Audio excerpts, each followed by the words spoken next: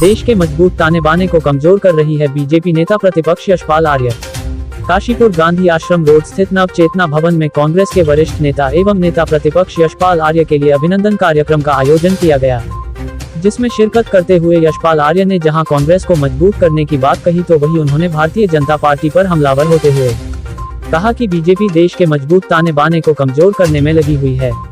आपको बता दें कि आज नव चेतना भवन में बड़ी संख्या में उपस्थित कांग्रेसी नेताओं व कार्यकर्ताओं ने ढोल की थाप के बीच जयघोष के साथ माल्यार्पण कर नेता प्रतिपक्ष यशपाल आर्य का माल्यार्पण कर जोरदार स्वागत किया।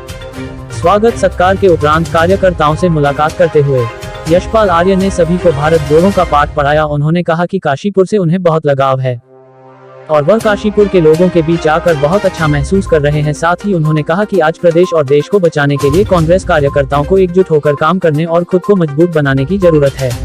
तो वहीं उन्होंने मीडिया से बात करते हुए प्रदेश और देश की भाजपा सरकारों पर जमकर तीर चलाए। कार्यक्रम के दौरान पूर्व सांसद केसी सिंह बाबा, नरेंद्र चंद सिंह बाबा, प्रभात साहनी, सरदार इंदर सिंह, आशीष अरोड़ा, बॉबी, मुक्ता सिंह, अलका पाल, इंदुमान, डॉक्टर दीपिका गुड़िया आत्रेय, जितेंद्र सरस्वती, मंसूर अली मंसूरी सहित सैकड़ों कांग्रेस कार्यकर्ता मौजूद रहे।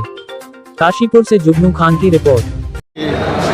कर्मभूमि है, जन्मभूमि है, यहीं से आज़ादी की लड़ाई लड़ी गई और आज फिर एक बार जो सामाजिक ताना बाना है, जो देश को जो खंडित करने की कोशिश की जा रही है, बांटने की कोशिश की जा रही है और सामाजिक ताने बाने को कमज़ोर करने की कोशिश की जा रही है, उसके लिए कांग्रेस एकजुट होकर उस जो सर्वधर्म समभाव का जो हमारी संस्कृति है उसको मजबूत करना चाहती है।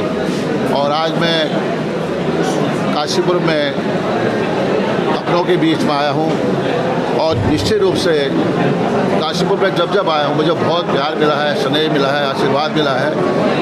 तो यकीनन यहाँ पर आकर मुझे बहुत ही सुखद अनुभूति हो रही है।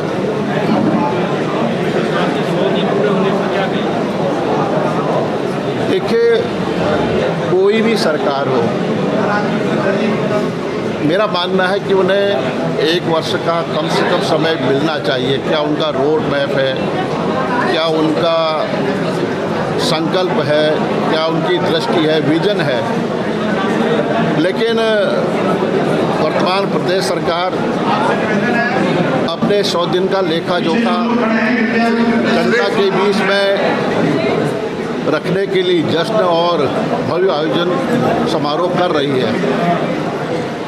हम चाहते थे कि इस सरकार को लगभग 1 साल तो मिलना ही चाहिए, लेकिन 100 दिन का जो कामकाज है, जो लेखा जोखा है, निराशाजनक है। जो उनका एजेंडा क्या है? महंगाई उनका एजेंडा नहीं है, बेरोजगारी उनके सवालों में नहीं है, उनके जवाब में नहीं है बेरोजगारी, क्योंकि आज पूरे प्रदेश की एक महत्वपूर्ण चुनौती है हमारे लिए, सबके लिए। इन्होंने कहा था कि हम नौजवानों को रोज़गार देंगे, इन्होंने कहा था कि हम नौजवानों को 25,000 सरकारी पदों में काम देंगे, सरकारी नौकरियां देंगे। इन्होंने रिवर्स प्राइम की बात कही थी। इन्होंने गैरसैंण को ग्रीष्मकालीन राजधानी बनाने के लिए कहा। तत्कालीन मुख्यमंत्री श्री त्रिवेंद्र सिंह रावत जी ने कहा कि हम 25,000 करोड़ रुपए की अवस्थापना कार्यों के लिए, बुनियादी ढांचे को मजबूत करने के लिए धनराशि देंगे। तो सवाल भू कानून कहाँ है? तो कई विषय ऐसे हैं। आज जनता का ध्यान बटाने के लिए कॉमन सिविल कोड की बात की जा रही है, नागरिक कानून की बात की जा रही है।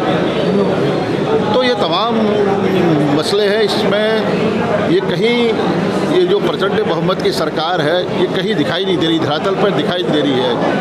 आज इस सरकार को 2022-23 में 11,000 करोड़ रुपये से ज़्यादा ब्याज और उधारी देनी है और महज 700 करोड़ रुपये का बजट मात्र डेवलपमेंट के लिए, विकास कार्यों के लिए रखा गया है।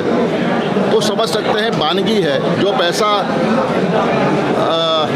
लेखानुदान जो सप्लीमेंट्री बजट था, उसका पैसा सरकार खर्च नहीं कर पाई है।